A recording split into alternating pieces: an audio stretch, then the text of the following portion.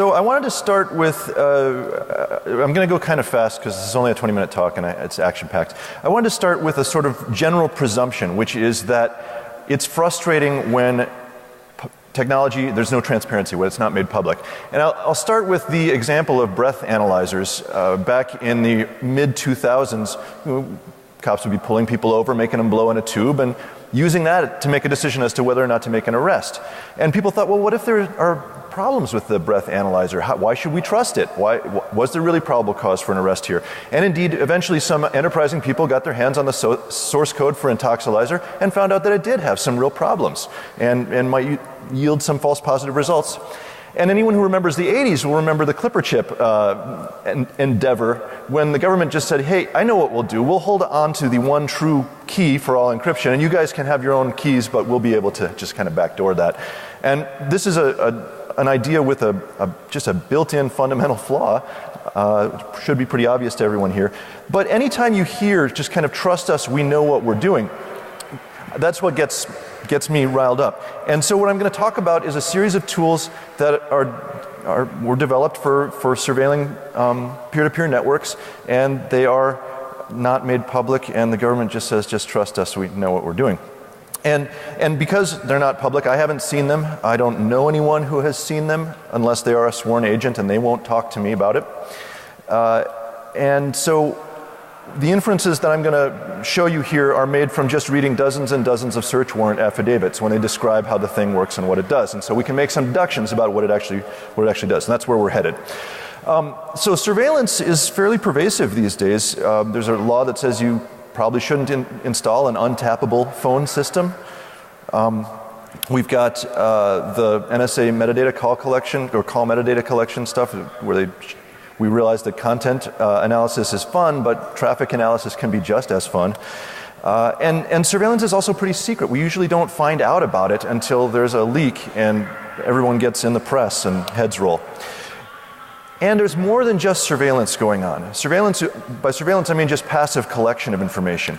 But we see now some more invasive efforts as well. And there's a series of cases right now, the Playpen series of cases, which some people in the room I'm sure are familiar with, where the government embedded some malware that opened a side channel. People would browse to a website using Tor. The government operated that website for a while and implanted some malware that opened a side channel and would leak the user's public IP address back to the government. So that's not just surveillance. That's actually changing things, and you might need a warrant for that. And some cases are getting tossed for that reason, but by far not all. And we know that the government is collecting exploits. That's not been a secret at all. So one of the questions that we have to ask ourselves is, where is the boundary between just good old-fashioned aggressive investigation of crime and violating people's rights and sort of taking things one step too far?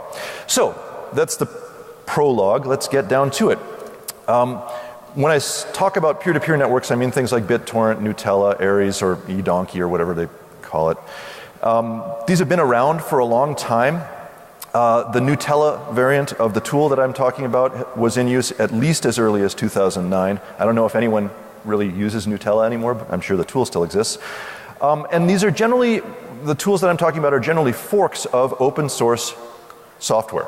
So there's been a tool developed, like MicroTorrent or whatever, or Fex, that's one of the ones.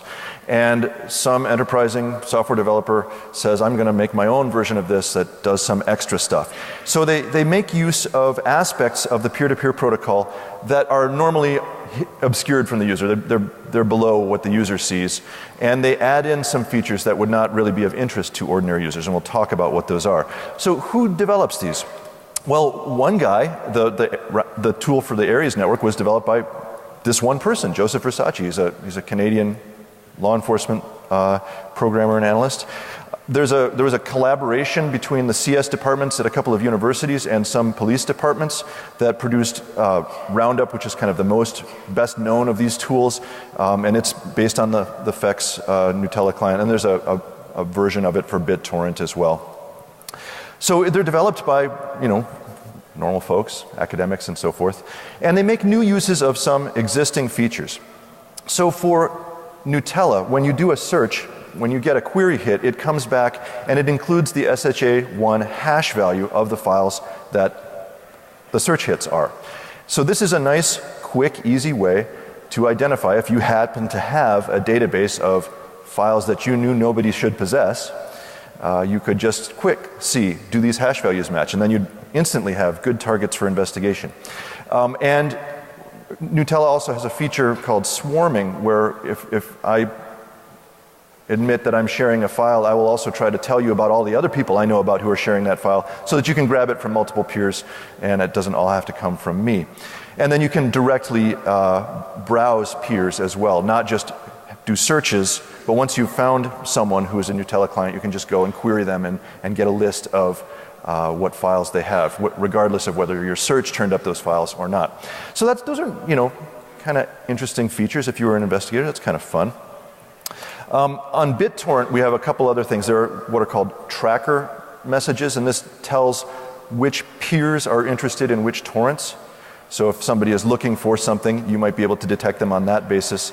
And when they connect for downloads or when they acquire new segments, clients will send out some announcements of what segments they've got so that they can immediately begin participating in the sharing. Remember, the whole idea of BitTorrent was that bandwidth is asymmetrical. We can download things way faster than we can upload them, generally speaking. And so we want to share large files. What we'll do is everybody shares segments of the files, or you share the whole file, but we'll grab a segment from here and a segment from there and a segment from here. And that means we can download multiple things while we're only uploading, whatever our upstream bandwidth is. And then there's something called peer exchange, which is kind of like the swarming feature for Gnutella. So these are the features that it exploits on BitTorrent. And then we add in some features as well. Known file lists, so a database of known files of interest, so that we can quickly determine when we see search query results whether they are things that we want to be investigating. IP geolocation. Are these doofuses in our jurisdiction? So before we spend a whole lot of time investigating something, can we at least tell if we would have the power of arrest over these people? Single source downloading. This is, we don't want to swear out a warrant and go and rouse someone out of bed and seize their computer, only to find out that they only had the first 3 segments of an 80-segment torrent. We want to know that they have the whole thing, and so that means we have to download the whole file from them. So this is completely antithetical to what BitTorrent is designed to do. We're going to, instead of grabbing things from all over the place, we're going to grab them from just one thing. And it's not really a subversion of the protocol, but it's a use other than what it was designed for. And then fake file sharing also. We'll get throttled if we're not sharing anything. And if we share the right kinds of things, we might attract people into connecting to us. Am I doing something funny with the micers? Okay, I'm okay? All right. So we don't want to actually be distributing contraband, so we're not going to actually do that. But we're going to announce that we have it to share, to see who will connect to us, and also so that we don't get throttled. So it looks like we're sharing and we don't get taken out of the network. Finally, we'll have the ability to tag individual clients that we connect to. And there's going to be more on that later, but that's a pretty interesting thing. Can I identify at some point down the road that this was the client that connected to, that I connected to and downloaded from? That would be an important piece of evidence, and we'll talk a little bit about how that works. So what they're going to do, these tools, is impersonate regular old peers on the network. They're going to engage in activity designed to attract connections, whether they're doing searches or announcing what they've got. They'll do queries of their own to find things of interest. They'll inspect the systems that they connect to look at as much as they can in the shared areas. They'll perform those single source downloads and they log their activity. And this is the game plan, right? The investigators will go, make themselves a good log of what they did and what they found, and they'll use that as the basis for obtaining a warrant. All right, so if you were accused of a crime on the basis of a log file, you might like to know, is that log file a reliable source of information? Does it work? And so people over time, attorneys, have tried to get their hands on these tools because they want to know, how does it work? What does it do? And they are uniformly rebuffed. Nobody's, to my knowledge, ever succeeded in that quest. And there have been times when the court has sided with the defense attorney and said, law enforcement, cough up this code or give them access to a working instance of it or something, and the case will get dropped. So they'd rather do that than burn their source. And this is a curious thing, because on the one hand they say there's nothing interesting about these tools. They're just simple forks of regular open source software. Anyone could make this. It's not a big secret. And yet they'll go to great lengths to preserve the secrecy. And reason number one that they give is it would divulge our database of, naughty files. And first off, I think the software developers in the room just snickered, because who embeds a database in the software that they're distributing? There should be two separate things so that you can update the database without having to distribute a whole new build of the code. So it's probably not exactly that. I don't think the database is literally part of the software. But the reason that they give is if we do this, everyone who wants to trade illegal materials would just go and flip one bit in them, and then all of our hash values wouldn't be any good anymore. And while that's true, it works, that's a two-way street. It wouldn't be any good for the people who are sharing either, because they would not know if you were out on the internet and everybody, claimed to have different files. If the hash values didn't match, how would you know you were getting segments of the same file? So that reason is a little bit shaky to me. But even if everyone did flip bits in their files, that would be so disruptive to the trade of contraband. Maybe you'd want that result anyway. Okay, the code must remain secret. Reason number two, it would disclose the undercover investigators. And here I think they're speaking kind of metaphorically. The metaphor that they use is, well, if we had someone buried deep undercover in a drug cartel, we would use information that they gave us, and that's okay, there's nothing wrong with that. We wouldn't identify that person unless and until we absolutely had to. Well, this isn't quite like that, I don't think, but it's interesting. So I can think of two possibilities, and they both revolve around the idea that we don't want one law enforcement agency inadvertently targeting agents of another law enforcement agency, going out on a network and seeing, oh, these guys announced that they're sharing all of this stuff, let's go pick on them. So possibility number one is that nodes know about one another. There's some either central database or a list that's published of who's using this software, and that way you can identify your friend on the network and you don't go and pick on him. This also is probably not part of the software itself, but maybe the software contains the means of obtaining that list or something, and that list really should remain secret. That's a legitimate secret. But I don't think that's it, because from time to time they will give you the log file, and that contains their IP address in it, so that doesn't really make a lot of sense. So the other possibility is there's something distinctive in the way the tool does its initial handshake. So when the two peers connect, they'll exchange some information. Usually it'll have a globally unique ID or something like that it exchanges, and there might be something unique in that handshake that would identify this as a non-traditional peer-to-peer client. And I think that's a pretty likely guess. And I'll talk a little bit more about that, because this is how the tagging feature works.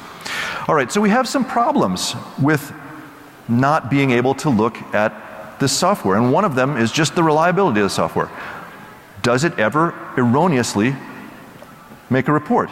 Well, it's quite common, I can tell you from my own experience consulting with attorneys, it's quite common that investigators, when they go and they seize a computer, they don't find the files that they say they downloaded from that computer. That happens well over half the time. There are two explanations for this possible. One is the files weren't there in the first place and the report is wrong. And the second is they don't usually execute their warrants until months after they did the initial download, so the file's just not there anymore. And that's probably pretty likely. But what we don't know is how many warrants have they obtained and executed that didn't result in an arrest. We don't see those. That's stuff that never makes it across an attorney's desk. And so we don't know. So we don't know if there are false positives. We don't know it's the tool's false positive rate. And that, I think, is a worrisome thing. And are there conditions under which it malfunctions? Well, I'm here to tell you that software has bugs. And I mean, we wouldn't even have this conference if that weren't true. He's shocked. This is the first he's heard of it. I can't imagine why we should think this particular software has less bugs than any other, and it might be useful to know what they are. And there's been no review of this. The government just says, yeah, it works. The next problem is the standard for obtaining a warrant. In order to obtain a warrant, you're supposed to establish probable cause that a crime might be committed. And this isn't technology, by definition, this isn't technology that's in the hands of the public. There's a really interesting case from the turn of this century, Kilo or Kylo, I'm not sure which it is, versus United States, where the feds used a forward-looking infrared radar to visualize what was going on inside of a house. And the Supreme Court said, you needed to get a search warrant for that. You can't just do this. This is stuff that's outside of what the public could have. They can't. It violates their reasonable expectation of privacy. And I think that's the case here too. That nobody thinks that there's a tool out there that does this, and it's not in our hands. We can't examine it. We can't see it. And again, this is where the government trots out this, well, this is just modified open source software. Any user could do the same thing. Well, that's farcical. Maybe any software developer could, but most users are not those. But it sort of raises the supplementary question, how would we know we were doing the same thing if we can't see the tool to begin with? Yeah, maybe we could, right? Maybe we could write any kind of software, but how would we know it works the same way that the government one does? And that brings us also to tagging. Right now when you're using these tools, there are shared areas on your computer, so folders full of things that you're willing to share on the peer-to-peer network, and then there's the rest of your computer, which is supposedly off limits. The way the tagging works is in that initial handshake, the law enforcement software will submit a blob of data that's going to get written to a log file. In Gnutella, that's the clients.met file, the list of clients that the thing is connected. That's not in a shared area of the computer, and it contains now a blob of data that the government wrote, and then later when they come and look through the log, they'll say, yep, this is the one we wrote. It's encrypted with our key. So is that something you should have to get a warrant for? I don't know.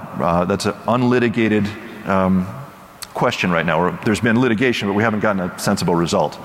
The next thing is, what are the chances you're going to find a judge who's able to tell whether these statements are reliable, that how IP addresses can be connected to subscriber identity, how peer-to-peer networks work, how a government tool based on open source software works?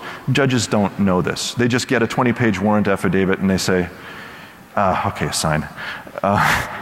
Because they don't have a choice. It's that or conduct a really serious investigation of their own, and it's not going to happen. Another thing is who's qualified to testify about how these tools work in court. You usually see the investigator who operated the software come and say, this is what I did on thus and such a night, but that person can't really explain. That person is trained in how to use the tool, but doesn't necessarily know the inner functioning, that the developer of the tool would know. So I think testimony ought to require more than just knowledge about which button you click to make the single source download happen. And then, of course, again, software having bugs, it might be exploitable to a really enterprising person. These things we know, there's Java-based stuff, there's .NET-based stuff, there's the clients that the tools are derived from. Any bug that those have, this probably has too. And it may have its own bugs too, of course. And one of the things that we've got here is the exploitation would probably go undetected because of this lack of transparency that we've got, and because it's mostly not used by security professionals. It's mostly used by investigators, and they might just not even notice if their software crashes in a funny way one day. All right, I have, I think, about 1 minute left. I have one. So I could do like a question if somebody's got one. No? All right, well, thank you very much, and thanks for coming to my talk. See you again soon.